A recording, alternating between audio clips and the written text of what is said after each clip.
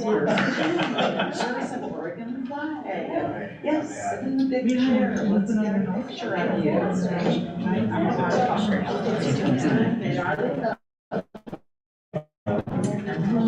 I'm just glad that's all right.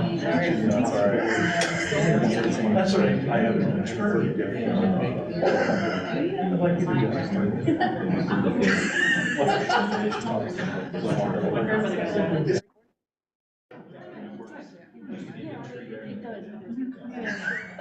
Good evening, everybody. Nice to see everybody. Thank you for taking the time to come this evening. And first of all, I want to thank you all for taking the time to volunteer to do good things for our city, and we really appreciate it. And before I get into other things, just let me let you know that one, we're recording this, and because some of the people who were not able to join us tonight for a variety of reasons have all committed that they will watch the video of this so that they can know what we're talking about. So I wanted you to know that also. And to make it easy for Karen, we're going to go around, and our presenters tonight, we're going to go around the room and identify your name and your relationship with your counselor or a community, a committee member, okay? And I think I hear someone walking in the door. Okay, as a kid, we were at church, and I was about 3, and people were trying to slip in the back quietly, and I guess I stood up and said, "Hello, welcome." So the priest looked up and, because the person was trying to be, I didn't know how to win friends and influence people. So with that as my humorous anecdote at the beginning, I'm John McCarl, I'm the mayor of Independence. Shannon Gore, City Council. Sarah Jones, City Council. Nathan Christensen, Committee Member. Kate Swartzler, City Council. Lyle Gilbert, Independence Police Department. Robin Klein, League of Morgan City. Rob Moody, City Finance Director. Nikki Ditchin, Accounting Manager. Aaron Tyler, Ag Community Member. Kathy Martin Wallace, City Council. I'm Alex Pascavas, I'm the Committee Member. Don Roden, Independent City Council. Karen Johnson, City Recorder. Okay, great. Well, thank you for being here. I have some information. I want to make sure that I cover it all, so we'll do that. This is an education, information education session tonight. This is the first of 4 or 5 meetings of the Budget Committee, and we're focused, as I said, on training and education. We're going to have 2 trainers today, one in-house, of course, and one from the League of Oregon Cities. Now, I know that not all of you are familiar with the League of Oregon Cities, so let me tell you a little bit about it. It was created in 1925 with an intergovernmental agreement, and today all 241 cities in Oregon are members of the League. It's essentially an extended department for all Oregon cities. For 100 years, the League has been an essential and trusted partner for local, state, federal, and community leaders in developing policy, training, legislation to empower Oregon cities.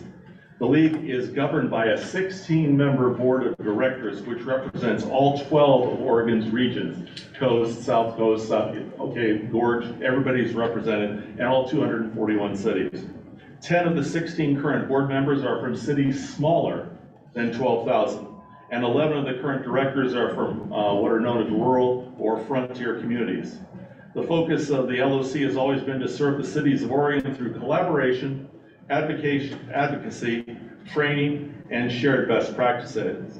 Well, today we have one of our guests is Robin Klein, the Assistant General Counsel for the League, who will provide training on the roles, responsibilities, and legalities of being a Budget Committee member in the budget process. Let me tell you a little bit about her. She's held the position of Assistant General Counsel at the League since May of 22. And when she got to come to a city council meeting, ours was the first city council meeting she ever got to come and watch live and in person. As an in-house counsel, she assists LOC staff on legal issues affecting all of Oregon cities, as well as serving Oregon's 241 municipal city officials, city staff, and attorneys. And prior to her time at the LOC, Robin served Jackson and Marion County in the district attorney's office as the deputy district attorney litigating criminal law matters. She put him in jail. In addition to the legal insights we'll receive from Robin, our own finance director, Rob Moody, will provide training on general finance, fund accounting, and budgetary process. A little bit about Rob. He's got 35 years as a finance officer, an auditor, and a consultant. He's worked for the city for the last year, and he regularly speaks on government finance issues to the legislature and on local and national issues. And so we're really proud that he's here today. And with that, again, this is going to be utilized by other cities in the presentation. It's an information presentation, so you know where everything is. So with that, I will be quiet. And Rob, I think I turn it over to you at this point. Great. Thank you, Mr. Mayor. Thank you, members of the Budget Committee, for being here tonight. So we're going to go through a handout. Do they all have those handouts? Or the presentation? But it turns out my presentation was different than yours. Oh, So they okay, don't have- well, on that little blue thing. Yes, there- I have it. Okay, so I'll just ask Karen to bring up the PowerPoint, and then she can click us through the slides as we need them.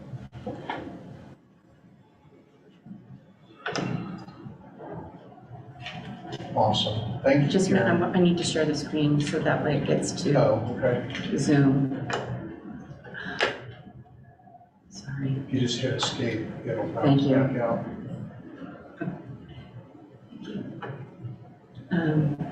Zoom. That's right, it's over here. Share screen.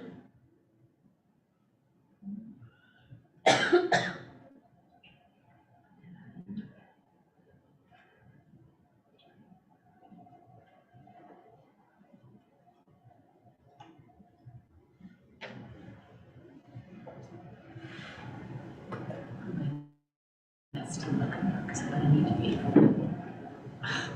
Sorry. No, you're fine.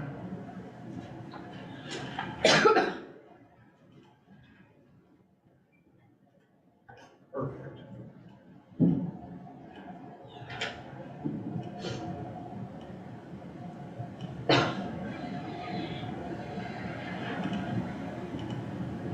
Excellent. Not easy for a boomer to get all Any into. questions? So that brings us to the end of our presentation. Yeah, how did she do that? Screenshots, please. All right, so if you can bump to the next slide, please, Karen. Oh, no, jeez, okay. There we go, right there. There you go. So really, what we're gonna go through tonight is a little bit about the budget itself without getting into the actual proposed budget for 24-25. We'll be doing that on Monday. But the objective of the whole process is really to provide that clear, practicable, implementable budget for the City of Independence for the upcoming fiscal year. It's about what we're here tonight is about getting through that process and ultimately having that budget go to adoption on June 7th with the council. We're going to talk about that process tonight and your role in that process. Next slide. So this is sort of an overview agenda, if you will. Robin and I will share the stage tonight to bring you this information. The information is important to an effective process, an efficient process, and one that just quite literally gets us where we need to be in June. Next slide. So what is a budget? It's really a plan for our future operations, fiscal year 24-25. And once it's adopted, it sets the priorities for the city in terms of how we spend our money, how we prioritize those financial resources is really up to you as the budget committee. You know, resources are scarce. Well, that was great.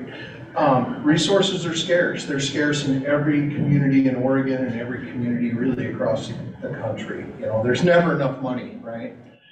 So what you can all do as part of this process is take that vision of the council and the goals of the council that Robin will talk more about later and translate that into financial priorities through the budget And that will drive the direction of the city during the 24-25 fiscal year.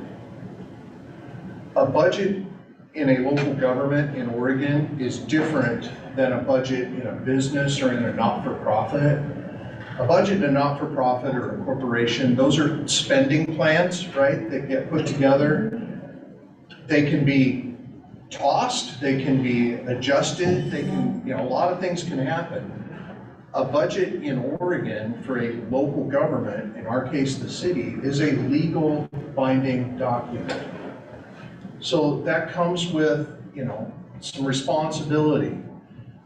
There's actually an ORS that, or maybe it's in administrative rules, you're the attorney, but if you overspend a line item or a legal level of appropriation in your budget, that's actually a violation of law.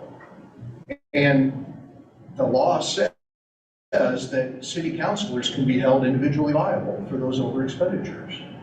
Never seen it actually enforced, but it's there. So we as finance people take that really seriously about making sure that we follow the process with the budget, that we adopt it legally, and that we monitor and comply with it throughout the year. That's not to say that things don't happen. Business happens during the year. So we brought you budget adjustments at the last meeting in anticipation of some things that we know are coming before the end of the year. We're allowed to do those things in local budget law. I've mentioned local budget law a few times.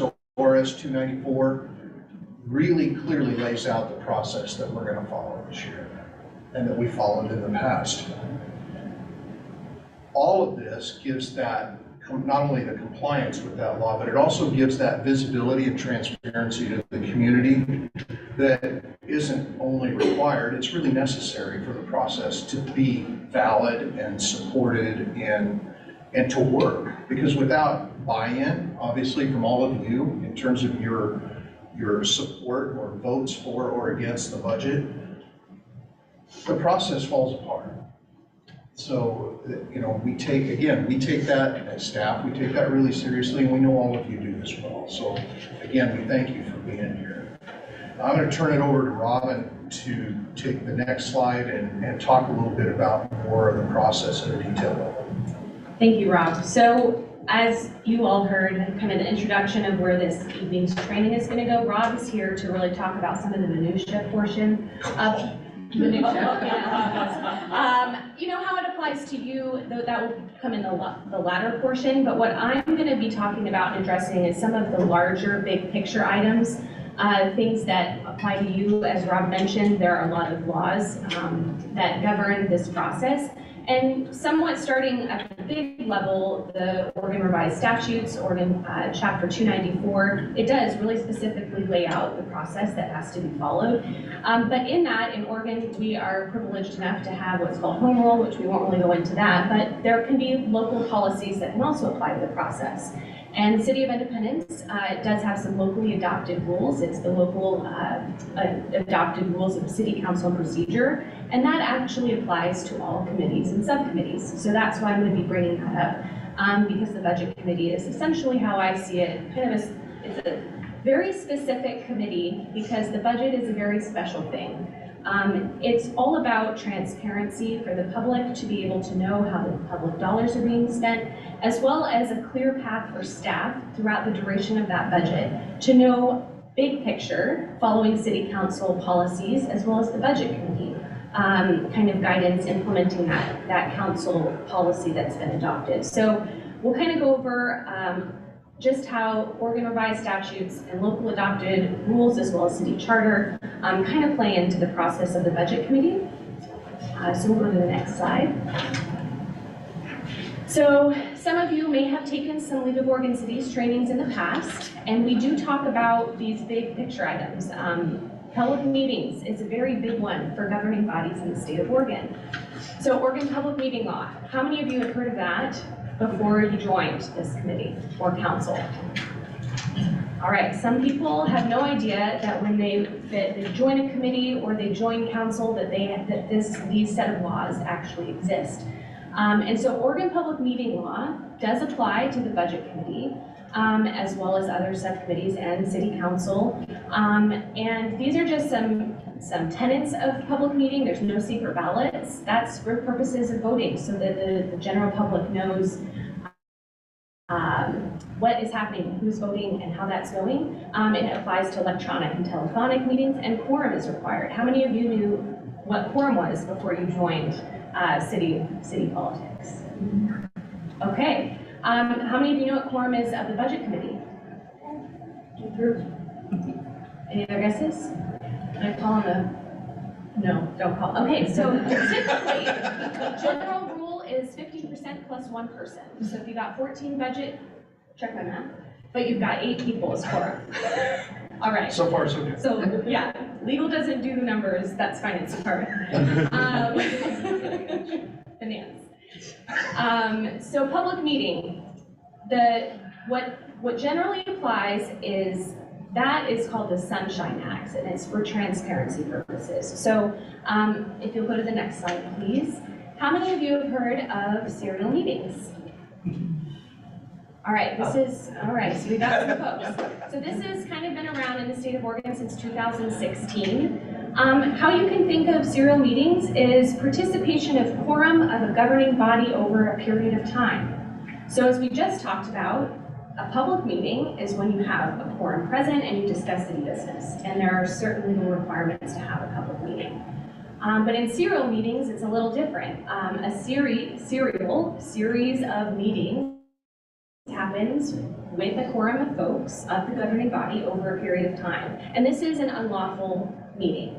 And I bring this to light because in 2016, there was a case out of Lane County, and it recently got codified or put into statute in 2023 through House Bill 2805. And it essentially describes serial meetings as a type of meeting that is prohibited. And so if you think about it, in practical purposes, this can arise if you're outside of this room, living your life as you all have, and you might run into someone on the committee, and you might talk about a committee, budget committee item. Well, that's considered city business.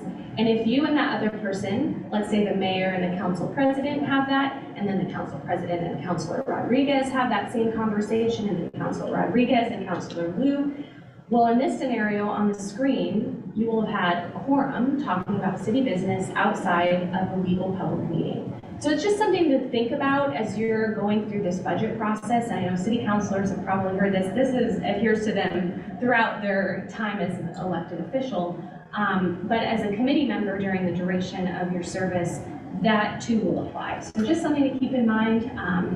That recently has been codified after a period of time just being what's called case law or judicial legislation. And another important thing that came out of House Bill 2805 was that the Oregon Government Ethics Commission, which typically used to only govern ethics or state statutes dealing with ethics law, they're kind of the investigatory body and they adjudicate ethics complaints. They now have the purview of Oregon public meeting law.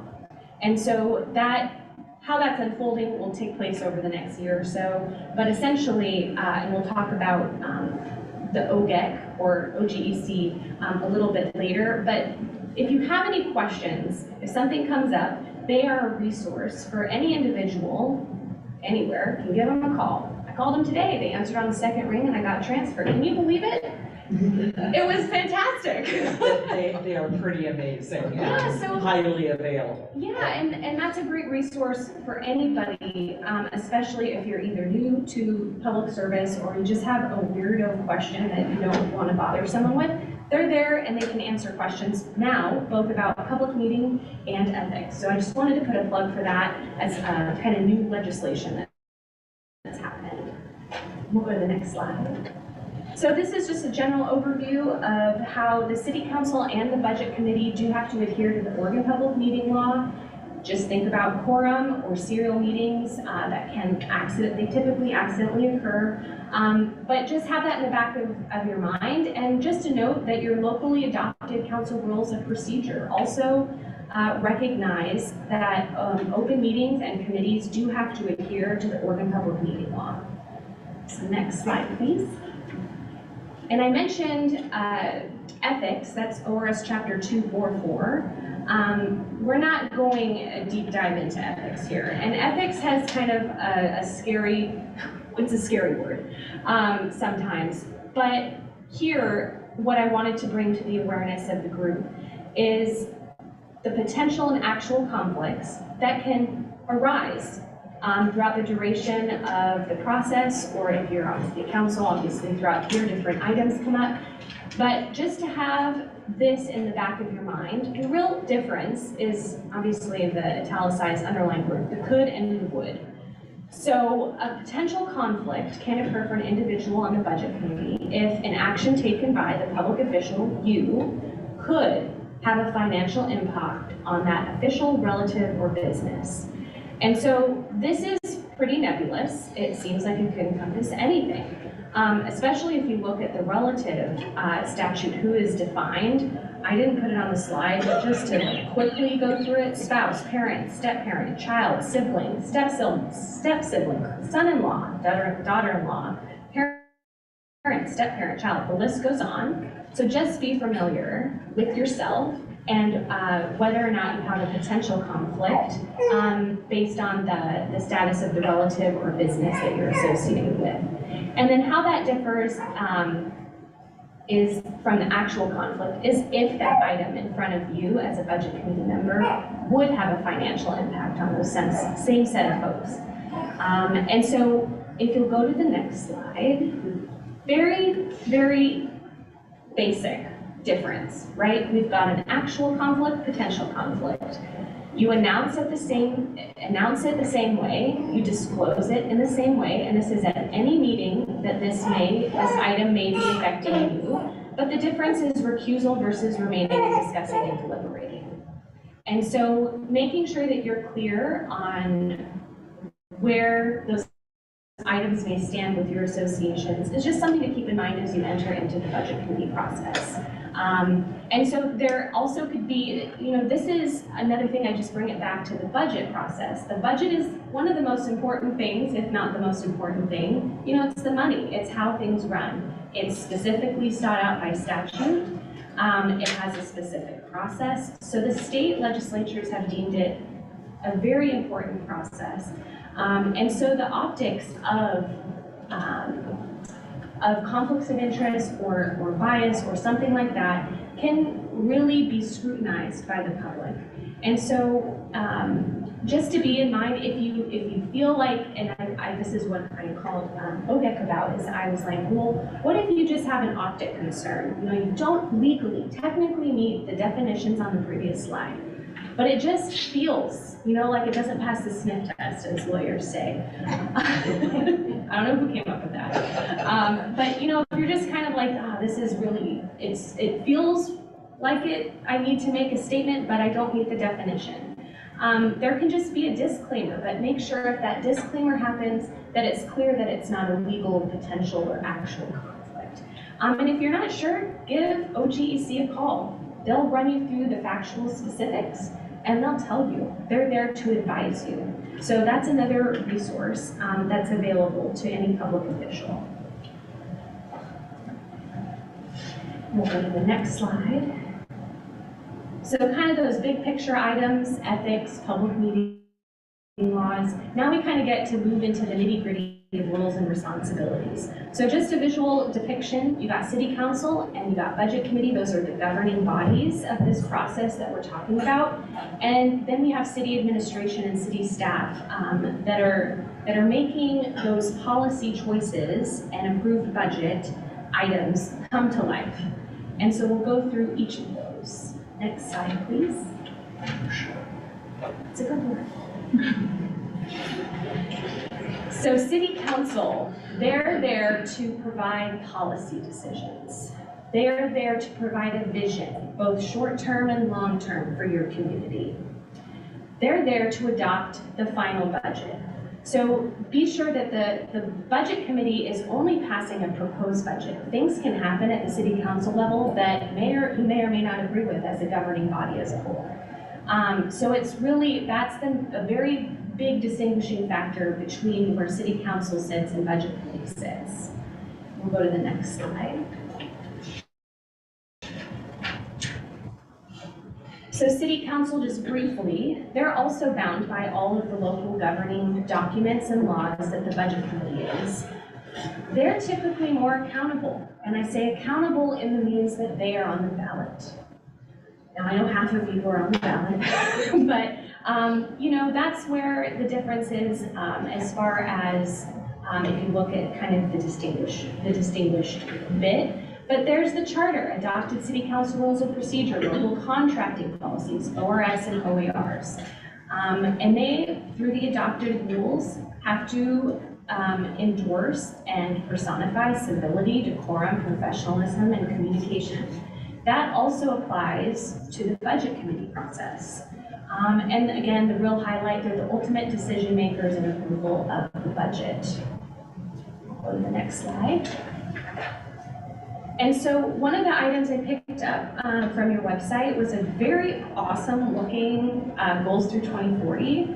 And I picked this specific highlighted second bullet point because it specifically applies to the budget committee.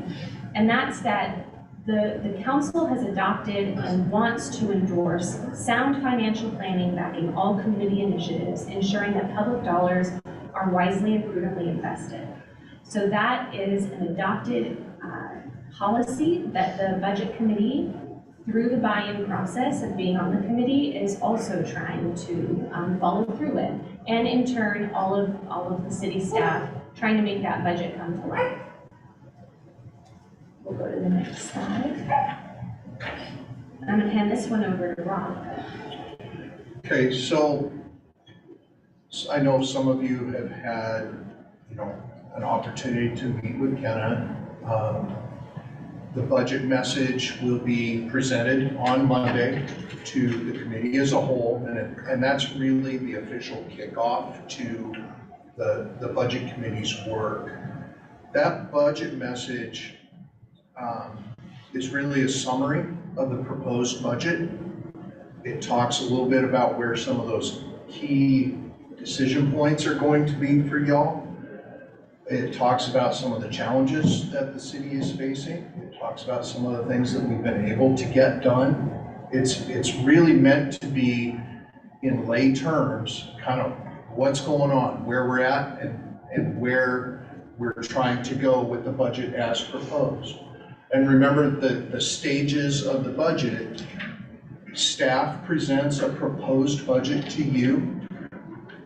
You're gonna kick that around, kick the tires, pull it apart, take a look at it, and then approve that budget, hopefully at some point. And then that approved budget goes on to the council for adoption. The council has, you know, we'll talk about this a little bit more later, but the council has a very limited role in that budget once it's approved by you all. The real power is in this committee. But that budget message is required by statute, as it mentions. Gives a description. It talks a little bit about where we're at. Like I mentioned, any major changes in financial policies, which we don't have any major changes in financial policy this year. That written document is incorporated into the record and really becomes part of the budget. Next slide is back to Robin. Apparently we're a little choppy with this. Keeping you on your toes. So moving to the budget committee's roles. So we've talked about how city council really sets the policy. And I think of the budget committee's role as supporting that policy through the resource direction. And so as Rob just mentioned, it's really, you guys get to I just think, you know, how Oregon Revised Statute creates the specific process for the very important budget committee.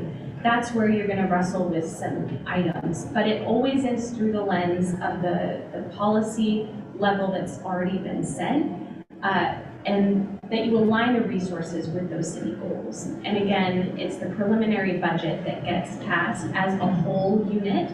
So while there is an I in committee, there's no, I was trying to make a play off the team. I had to practice that, but basically, the budget committee acts as a unit. And so with that quorum, there has to be a consensus among the committee to pass that preliminary budget before it moves up to the city council.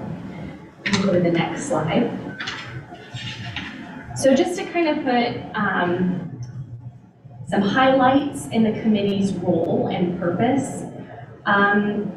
As we've talked about, this is a pretty defined legal process, and so is the budget, and how certain funds can be spent and transferred and allocated and reallocated. I mean, there is a huge manual out there that I have not read in full.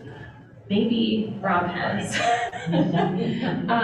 And there is always, you know, a scenario, and there's a way to deal with that scenario. And so the budget, because it has to do with money, which is taxpayer dollars, it's very much outlined in what to do.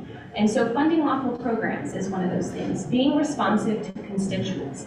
Another thing that's really highlighted in the ORSs in the budget section is allowing the public to have some type of voice, to know and be able to attend and hear about what's going on, and to ask questions of the committee, and to really have that, be able to air any grievances. So really it's a place for the constituents of your community to come and talk about the dollars. And it really, the purpose is to be fiscally responsible. And that's also outlined in your 2040 plan. And then objectives: estimate revenues, expenditures, taxes, promote efficiency and economy.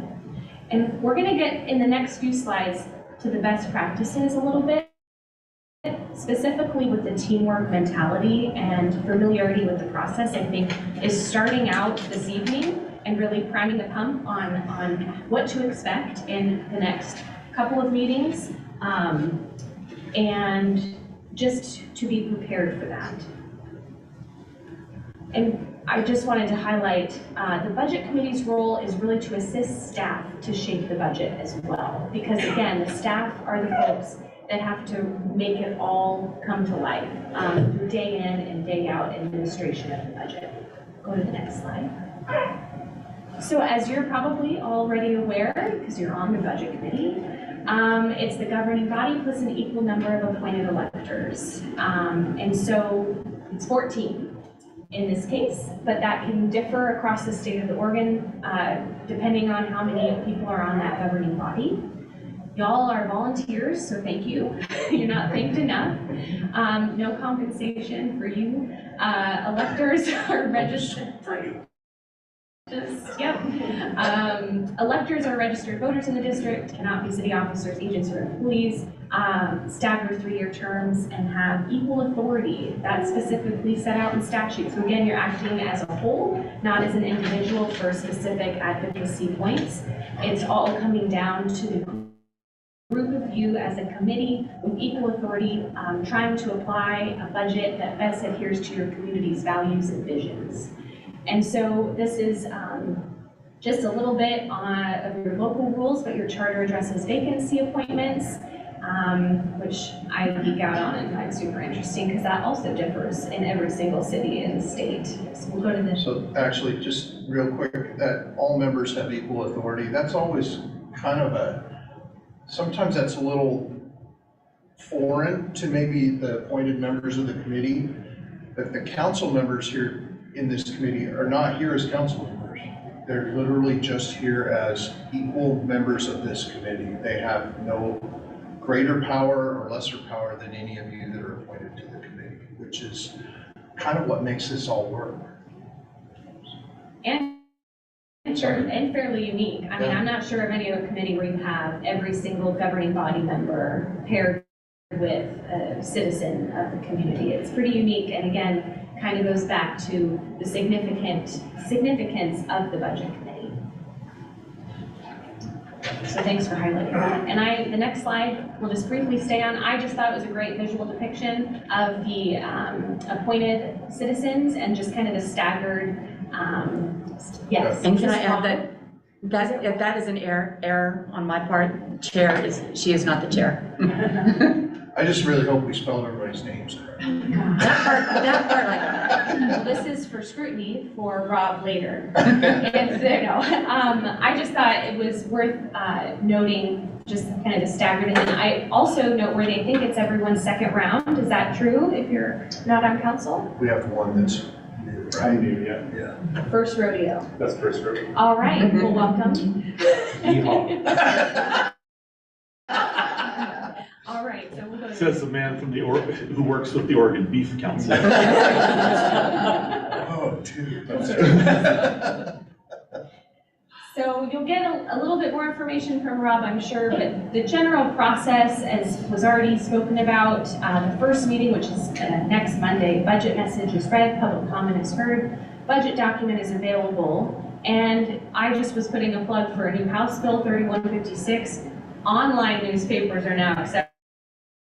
We are currently in this century. It was a big deal to have online newspapers now acceptable because again, the statutes, it has very specific, very specific notice requirements related to the budget. And again, it goes back to how important that document is for each municipality. And it just kind of covers quorum and presiding officer. And again, highlighting all members are equal, but requesting additional information must be approved by the entire committee. So this ties into something we'll get to generally with staff as well. You have to have the group, the budget committee as a whole, or at least majority of quorum, to have a request for staff. So again, it won't be one individual member on a budget committee, and that's again a consensus piece that you all have to work together on. If you want more information. We'll go to the next slide. Who decides that? Who decides that? Yeah. What do you mean? Why do we all have to agree on something to ask for information? That would be in state statute, I believe. I don't have a specific, I think I have, Yes. it's, ORS 294-426.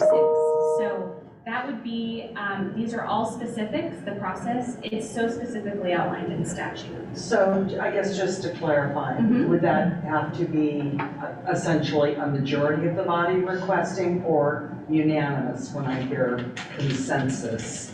So, Great question. So it would be the entire committee. And so entire committee of whoever's present at that meeting. So again, a public meeting, you need to have a quorum of the members.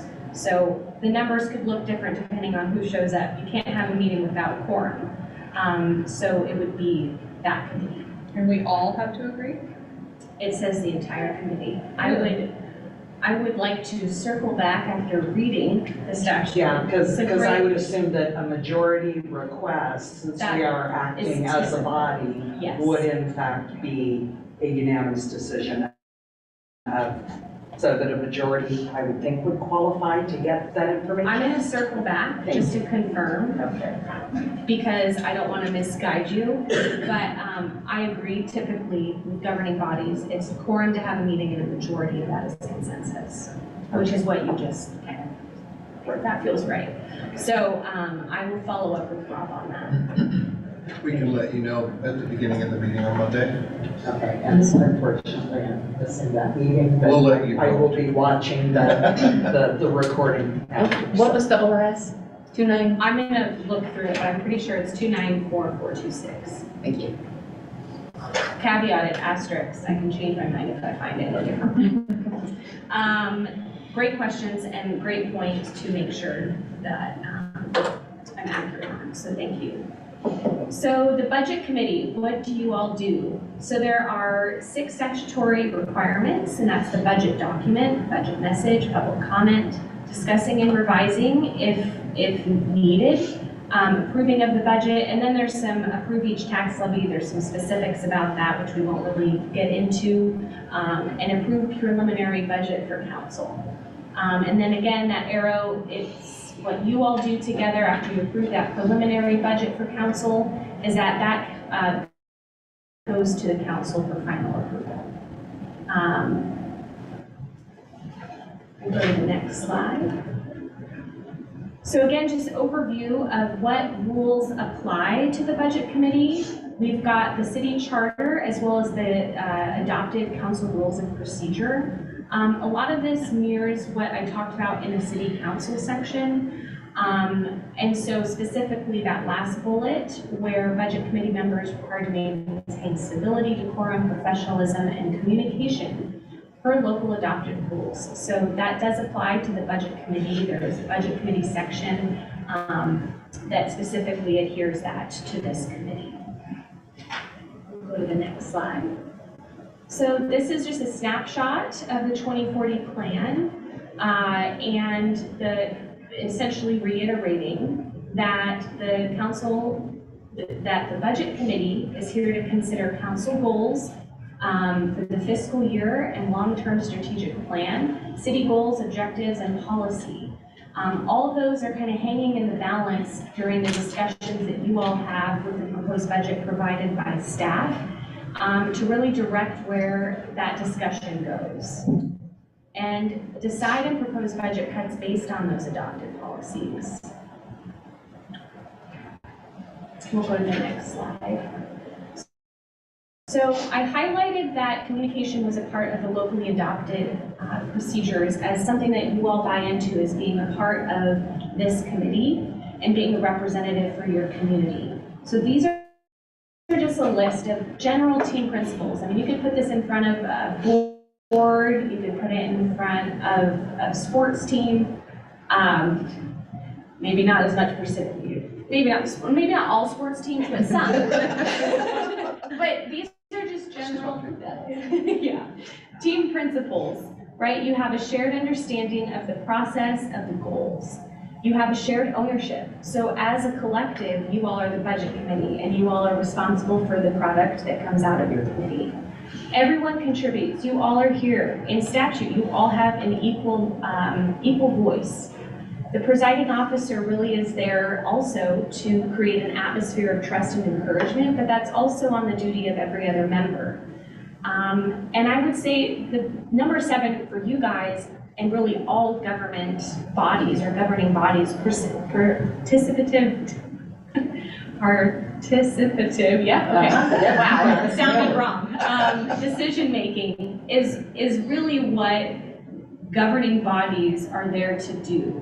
They're there to deliberate and they're there to ask questions and they're there to really make kind of those choices as a group through many voices being heard. Because each of you bring different lived experiences, different education, different hobbies, all those sorts of things are important. And so making sure that every voice is heard and every perspective is brought to the table is really an important part of that decision-making process. We'll go to the next slide. So communication. These are just general emphasis points, but I would really urge you to think, okay, I'm a part of this team, essentially. The committee is a team. What are my communication strong points? What are my communication weaknesses? Because everyone has both. And sometimes if you have difficult decisions or difficult conversations, which city council persons as well as budget committee, anyone who's on any type of kind of municipal governance is gonna have those things come up. So I just kind of want to open it up to you guys. What is important to you in communication? It's an icebreaker. I'll call on you. Stepping forward and stepping back. That's really nice. So the more gregarious of us need to remember to take a step back and let some of the maybe more introverted folks among us feel comfortable stepping out and speaking. I really like that. I'm going to use it.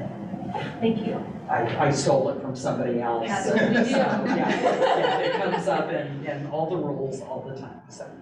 Anyone else have something that's important to them when you're thinking about effective communication?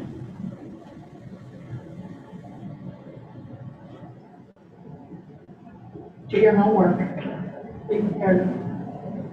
And how is that important with communication? So that we're on the same page. start from a common spot. Great point. What else is important to you as a communication tool? I think being willing to hear somebody out and being open to hear them. Great. Being open, receptive. Anything else? Grace, to trust that the people in here are all trying to get to a good place. Sometimes that's difficult, but to go with the assumption that folks are trying to do the right thing. And I know sometimes I have been known to put one or both feet in mouth, and I have appreciated when people have understood that, and translated McCarthy's into what makes sense. That's a great point. We all need grace at some point or another. Anything else important to you all as you guys are headed into needing to be able to communicate as a group that's important? I think active listening, really taking the time to participate in what the person's saying by receiving it without formulating your response before it's time to formulate it. Really trying to maybe clarify or repeat back, get the active participation of listening rather than just not talking temporarily. I think that's a great one. It's a constant practice. So active listening and reflecting back in your own words. And I do think to add on, allowing the person to correct if you may be misheard. Because sometimes, you might have said something and I repeat it back and you're like, well, that's not quite right, it's almost right. And so and that opens the door for dialogue. So those are all really great points. Thank you all for sharing. So we'll go to the next slide. So in kind of our little diagram, City Council and Budget Committee, we get to the City Manager, and then Rob's gonna take you through the Finance and Department Directors. City Manager, they have a role. They propose the balanced budget for consideration by the Budget Committee. They implement the budget with policy and direction from the City Council, and they support and guide staff in operation within the budget framework. And so, as it's been described in some of our other trainings, the city manager generally is the CEO of the city. Their purview is city staff administration. And so it's the day in and out decisions. It's how to make that budget come to life. They work with staff to present that proposed budget. And once in place, they oversee the execution of that adopted budget. So, Where is our city manager? She's on her way. She should be here at any She moment. was at another meeting, so she did let me know in advance, so she'll be here later. and we'll go to the next slide. And this is just, again, highlighted. I was pulling from your local governing documents. Her ears were burning. She literally just asked where you were. Right here. So in the local governing documents, you got the charter, where no council member, mayor shall interfere with administration and day-to-day operations of city departments and personnel for which the city manager is responsible. And so that, again, is the charter. That's a local governing document that somewhat defines the roles of the city manager. Again, in the charter, it reiterates chief executive officer, and this does include exercising supervision of the budget process. And then, again, it's addressed in city council rules of procedure, mutual respect between council and committees and staff, and council sets city policies and staff implements and administers the policies. So that kind of takes us through the first three kind of segments, and I'm going to turn it over to Rob to finish out the roles. Thanks, Rob. So just to kind of follow on to what Robin was just talking about, as you all have your conversations and dialogue, as you come to decisions during this process, please have a little grace with us as staff as we may ask clarifying questions to make sure that we reflect those decisions correctly in the document. The mechanics of putting this document together are sometimes a little tricky, so we may ask questions just to make sure that we're getting things in the right place. So, finance, our role in this is to sort of shepherd the process through taking what we believe or what we've heard is the vision and policy direction from the council, along with our city manager's interpretations of how that's operationalized, bringing together the departments, taking that information of what they believe their needs are in order to run their departments effectively and efficiently and accomplish those goals. We take all of that information, we run some estimates on revenues and what some of those other requirements are, the debt requirements, etc. Try and put that all in something that balances, because we bring you a balanced budget. By law, we're required to. I've seen in my previous life with clients who wanted to bring a budget to the committee that was not balanced. They were like, I don't know what they want to do, let's just give it to them and let them figure it out. You can't really do that. So we brought you a balanced budget, balanced by fund. And then once you all do the important work and it gets adopted by the council the first part of June, then the finance department's role is really to monitor that budget, make sure that we're complying with that budget, and if things happen, we bring you adjustments like we did in the last council for your consideration. That's kind of where we're at in this role in terms of the department. Next slide. Good, thank you. She's really getting good at this. So the budget officer, y'all appointed, or the council appointed me as the budget officer for this year. So my role in all of this is to just sort of keep that conversation going at a high level, make sure we're staying kind of on track and not going down too many rabbit holes, or if we go down a rabbit hole, it's one that's relevant. Track and report on some of those revenue sources that we've looked at. We'll get into that more on Monday when we start talking about the nuts and bolts of it. Water revenue is one of those things that's always, kind of a big deal in the budget because it's a big part of our community, and that the provision of those utility services, both water, sewer, and storm drain. I don't know what the right three-word is for both, so all of those.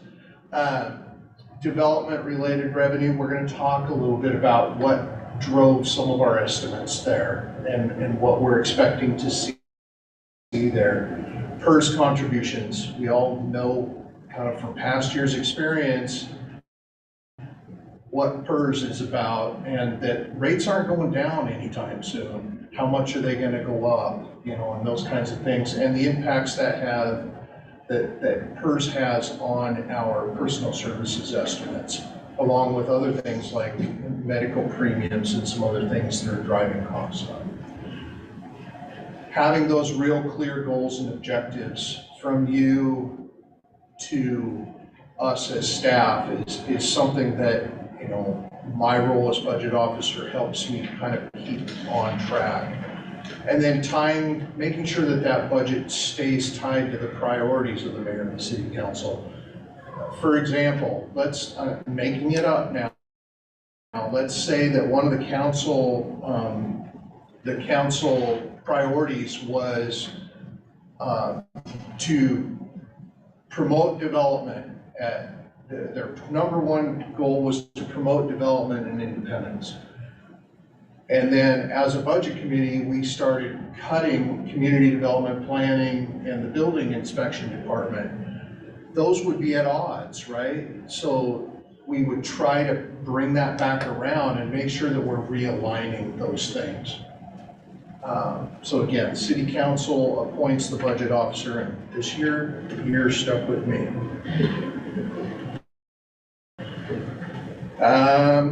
Next one.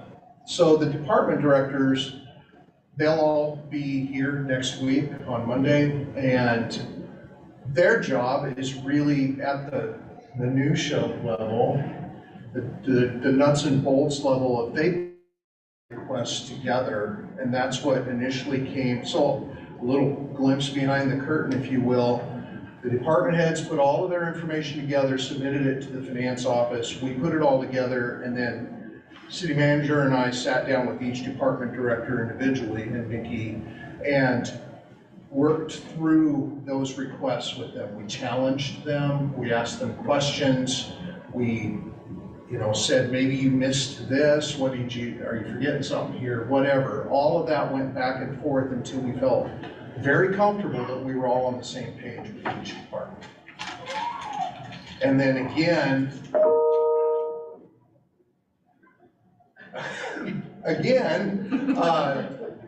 they also participate in that monitoring and compliance with the adopted budget. And I gotta tell you, our department heads are pretty in tune with what the budget says they can and can't do. If I have to have one more conversation with our public works director about his budget, I might go nuts. Next slide, please. Gerald's a great guy. Very anal about his budget.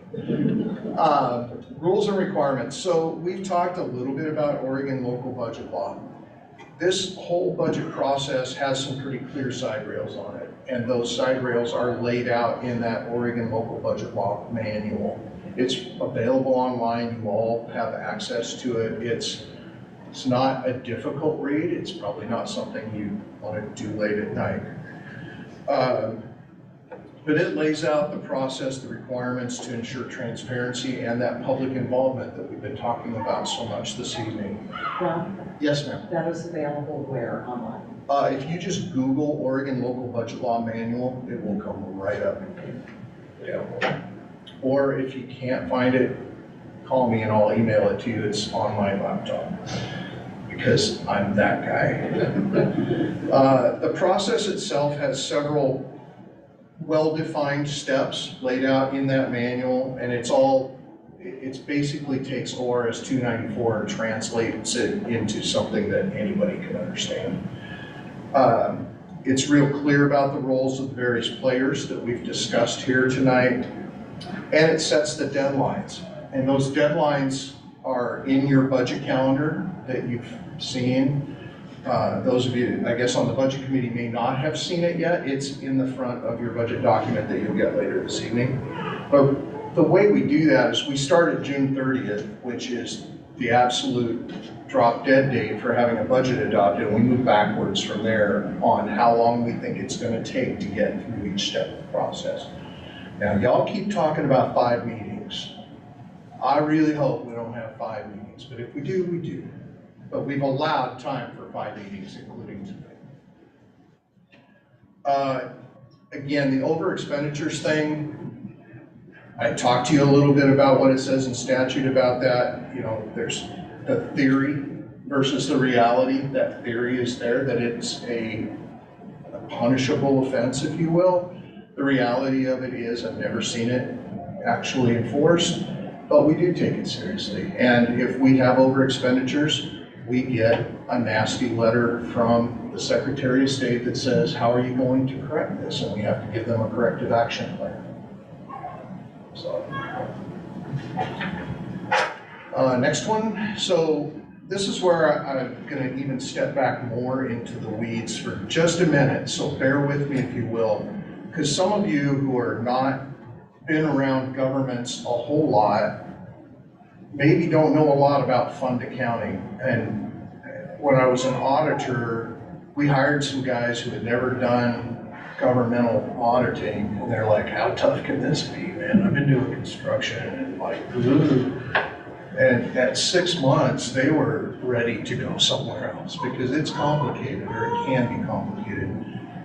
I like to think of the funds as separate buckets of money, and each bucket has a different color money in it.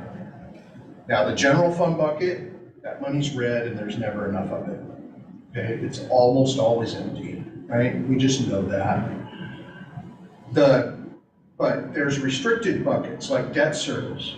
The only thing that bucket can be used for is to pay principal and interest on debt, on bonds. There's capital projects buckets where we borrowed money and put it in the bucket, and then we use that to build stuff.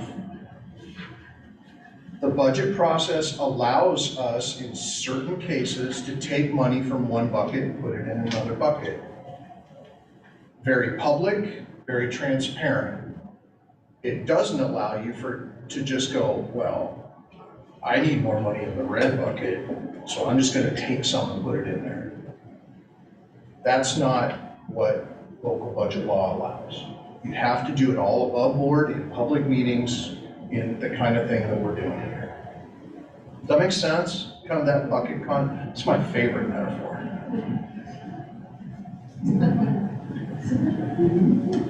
So, I want to talk a little bit about categories of expense and appropriation levels.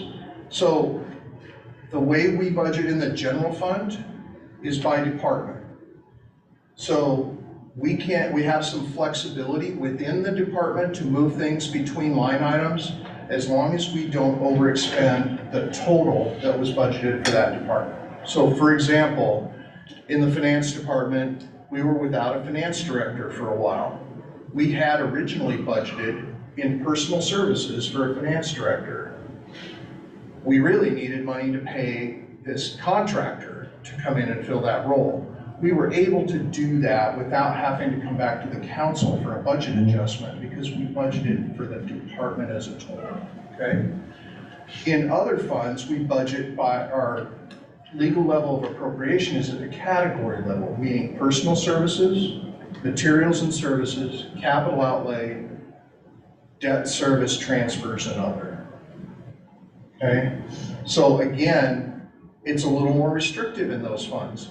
So we can't, if we need more money in personal services or in materials and services to contract for a vacancy, we actually have to move that money. And those are the budget adjustments that we bring to the council as needed. Does that make sense? Good? Okay. But that legal level of appropriation becomes really important as we move through that process. And you'll see in the resolution that we bring you at adoption for the council, that's the way it's laid out. Some other internal aspects, budget philosophies enter into the conversations that we've been having internally as staff. So, for example, if reductions have to be made to a budget, there's kind of two schools of thought. There's the whack it all off at the top, the 10% across the board type of approach versus a surgical approach. There's pros and cons to both, right? The 10% across the board's easy. You just go back and tell everybody cut 10%. I'm not a fan of that, but it's not my decision either. It's more of I prefer the surgical approach where if you have to reduce one program, you might be able to do all of the other programs really well still. So you're not killing everybody. Again, I only offer that up as a description of the two approaches. Contingencies provide a buffer for a fund, right? So if things come up during the year that were not anticipated, you can go get money out of the contingency with the council's blessing. It has to be approved by council before you access contingency and move it to another appropriation level. So the council still has control over that. Flexibility balances with security. I've worked with organizations where there was really no trust between the council and staff, so council locked everything down in the budget process and really didn't provide any flexibility to staff. I've worked with other organizations similar to Independence where there's a high degree of trust and confidence between the two parties, and it allows for some flexibility in the spending during the year that you get with adopting at the department level, maybe in the general fund. Unappropriated ending balances is something that is, if it's basically what it says, it's an amount that we don't budget in a fund. So we have beginning balance, we have what we expect to come in, what we expect to spend, and at the end, there's $100,000 left over, and we didn't budget it. What that does is that just flows to the bottom line, and it sits there until next year. Even with council approval, we can't touch that money until next year when we get the chance to appropriate it again.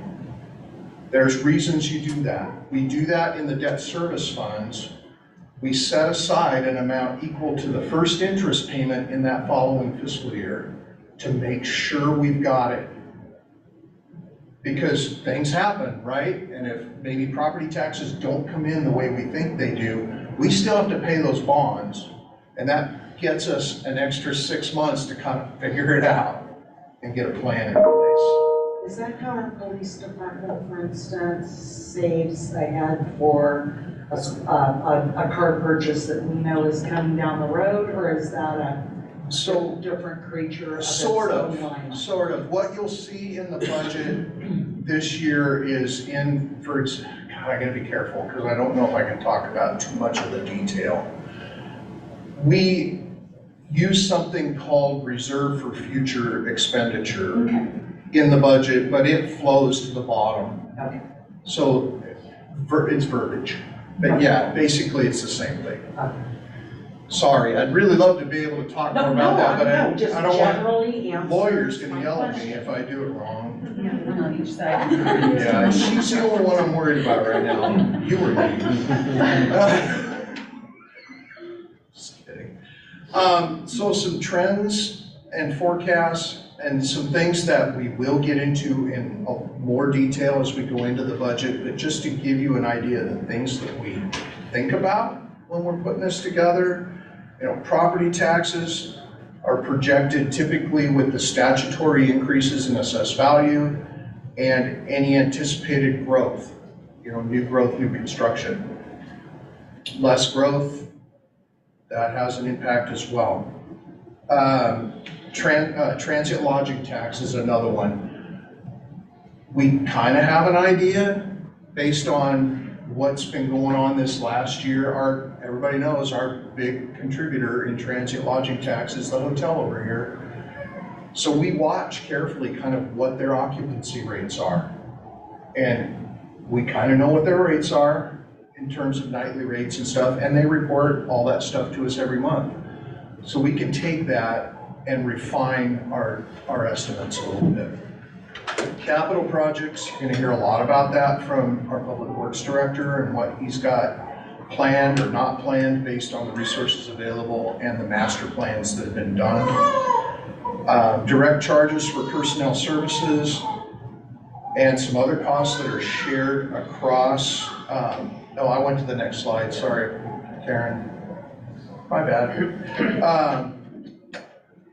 We've spread those things across the various funds that are benefited by those services so as to hopefully make it more transparent and more clear to you all where those costs really live.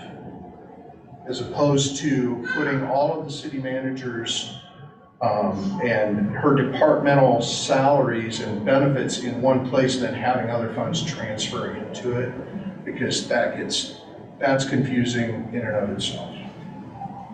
Next slide, please. So these are sort of those milestones that we've lined out. We're here tonight. We're right where we're supposed to be, right between the first and second box. It'll take us a few weeks to get to, hopefully only a couple, to get to that approved budget in late April. Finance guys get really twitchy when you start pushing the deadlines too far on this. We do look to the committee to take action and approve the budget by late April in order to make get whatever changes you may make incorporated into that document, get it recompiled, and then get it to the council in time for them to adopt. Spoiler alert, we will be bringing you one amendment to the proposed budget already because we got some new information like as soon as we finished it, of course, from the state of Oregon. Thank you very much. Next slide. Deliverables. We've already seen, the budget requests go to the city manager. The proposed budget's coming to you tonight. That approved budget then becomes a deliverable that goes to the city council. The adopted budget then goes to the county by July 15th or July 31st. I can't remember which date that. Any budget adjustments then also become deliverables, and then the monthly and quarterly financial reports. Why does the county get the budget? Yeah, I was gonna ask. Pardon? Why does the county get the budget?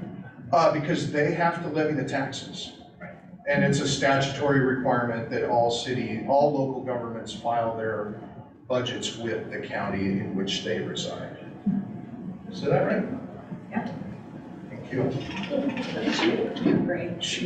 I'm scared of her. I would I'm be not too. gonna lie. I would be too. So, hi. So budget execution, this isn't where we kill the budget.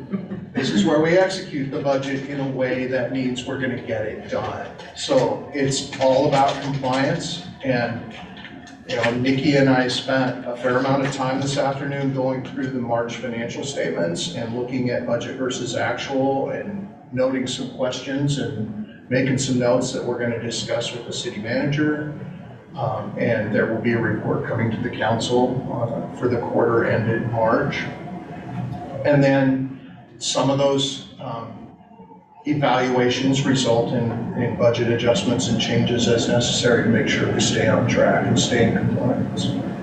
It's just really all about trying to manage that money through the year according to the plans that you all end up giving us over the next few weeks. That brings us kind of to the end of this part of the presentation. Are there any questions? For her, right? Just about the amendment to the budget, is that in there already, or? It will be, yeah. It is not reflected in the budget. Not yet? No, we will present it to you as an amendment for your consideration. It's At one the of only, meetings? in one of the meetings. It's the only way we can keep things straight, otherwise version control becomes a nightmare. Thank you, Councilor Joe. Committee Member Joe, sorry. Anybody else? Thanks so much. Thank you for your presentation, and welcome, Ms. West. Thank you, Mayor. Apologies, I was in a meeting that was with folks who were from out of state, so I didn't have the option to leave. So my apologies for being late, but I knew you were in great hands, so you didn't need me. We're going to move on to just a little discussion about Measure 5 and Measure 50. Most of you have heard this many, many times, because you've been around me for a couple of years now.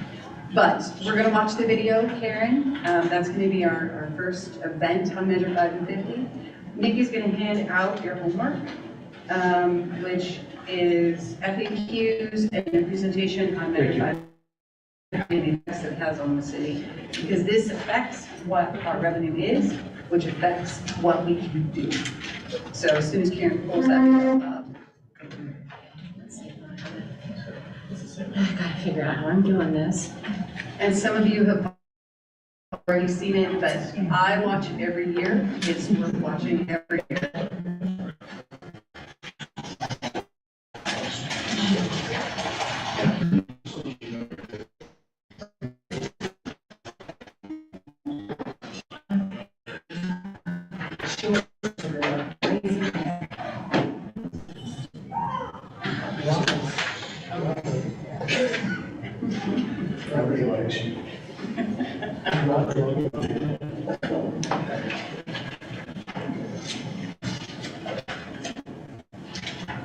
Hopefully it will come up.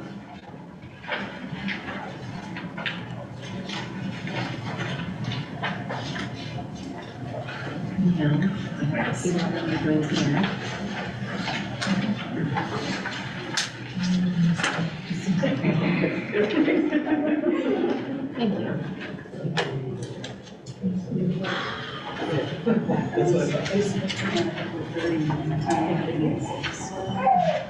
Thank you. Thank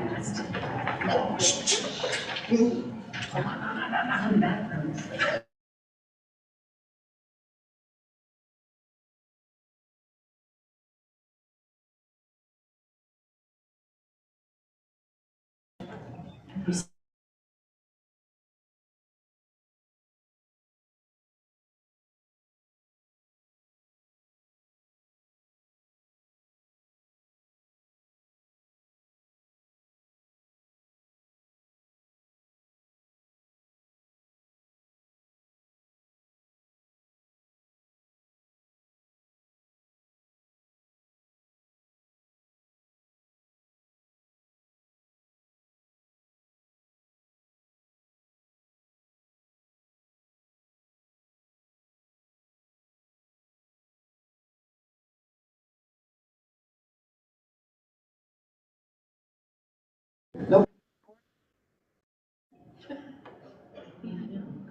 So let's take 5 minutes while Karen gets Well, this Karen up. pulls this up. Okay.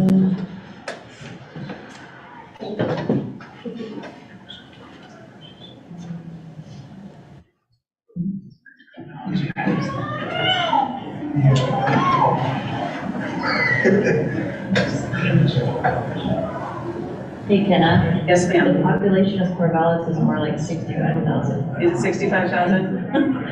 I got the city I looked manager. it up and I'm like, oh, wow. Which things had the cost across 65,000 versus 10? The city manager of Corvallis was in the meeting that I was in today.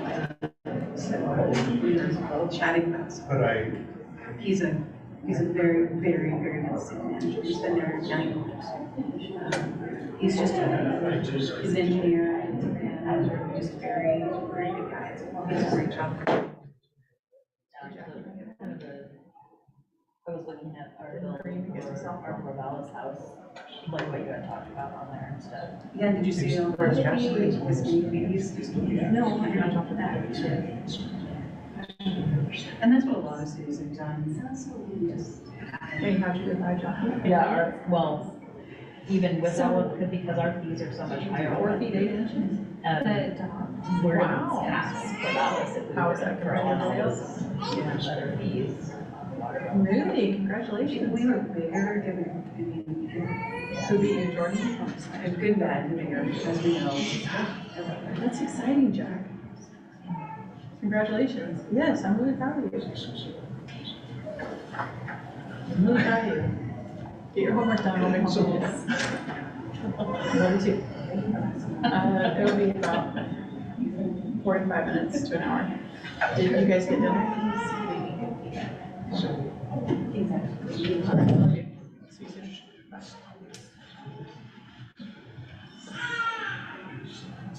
You can hear your stuff in Yes, yeah, I know. Yeah. My son jumped 4 feet, 8 inches at his first high jump. Was he the winner? Second place. Whether you like sun coming out, all that kind of stuff. Is he your crazy athlete? Huh? Is he your crazy athlete? Yeah. That is his first time doing it, and I had to leave right before. Yes, I did. That's good, I think. How old is he? 12. That middle school? 6th grade. Yeah. So it's 6th, 7th, and 8th, and he came in second behind. They want to make great great videos about these grandkids and, what the house all there, she doesn't really like. Jack She's a Shore. little more. See, they just tiny. 83 pounds. My brother-in-law was like, no, I really want to get closer to the kids. I couldn't sure. So it's hard to. 145, but Big head and all that. He's 125 at 18. Not quite, Well, he's tiny too. and, Yeah. My 17-year-old is 265. perfect. yeah, I know. Are we ready? Yeah. Karen, are we, Hopefully. we're up and ready? All right. Okay, let's get going. We're rolling. Wish we had cookies though. It's complicated. It's unpopular. It's Oregon's property tax, and it's evolved over the years, for better or for worse. I like the truck. Until 1990, property taxes were fairly straightforward. You paid property taxes as a percent of the market value of your home. That was it, done. But eventually, many Oregonians complained of high taxes. So in 1990, Oregon voters passed Measure 5, which for the first time capped property taxes at 1.5% of the property's market value. But the cap didn't help when property values started to climb. Again, Oregonians complained of high taxes. So in 1996, voters approved Measure 47. Legislators said the measure lacked some clarity, so a year later they sent voters an updated version, Measure 50. That passed, and it's where we stand today. Measure 50 completely changed the way property taxes are calculated. Instead of paying taxes on your property's market value, Measure 50 says you pay taxes on the 1995 value of your home minus 10%, plus a 3% increase every year. That is called a property's maximum assessed value. For newly constructed homes, instead of using a 1995 value, which doesn't exist, the maximum assessed value is set based on other houses in the same county, with the intent to give those homeowners similar savings. Then, like every other home, 3% is added every year after that. Measure 50 was meant to be a better deal than the old system, especially if your property value grows faster than the maximum assessed value over time. But 1995 was sort of an arbitrary base year. It just happened to be the tax year before Measure 47, eventually Measure 50, passed. So homes in areas like inner Northeast Portland, let's say, that had fairly low property values in 1995 would have a pretty low base rate, meaning lower property taxes. But as neighborhoods have grown more popular over time, house values have climbed. So current residents are paying pretty low taxes on pretty pricey homes. On the flip side, prices on homes in areas like East Portland, Clackamas County, and the West Hills haven't risen as dramatically over the years, meaning less tax savings than those higher growth neighborhoods. What does this all suggest? Well, almost 2 decades later, Oregon's tax system isn't necessarily fair, at least not the way fairness is defined in most states, where people pay taxes based on what their homes are worth. How do we know this?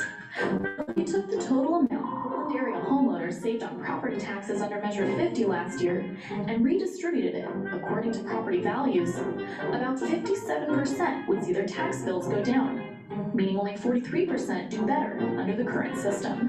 And those property tax winners are often in rapidly gentrifying areas.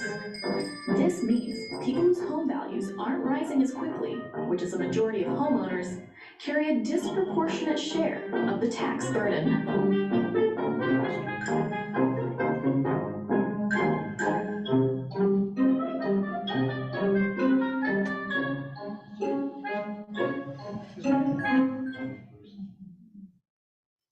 So it's always a good reminder, because Measure 5 and Measure 50, of course, affects the revenue that we have coming in, which then affects what we can spend money on.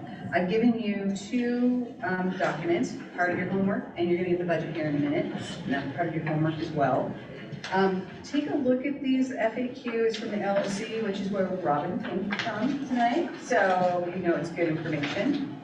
The other one, the story of Measure 5 and Measure 50, is part of a presentation that I was a part of at the LOC, and this was done by David Williams at Piper Sandler.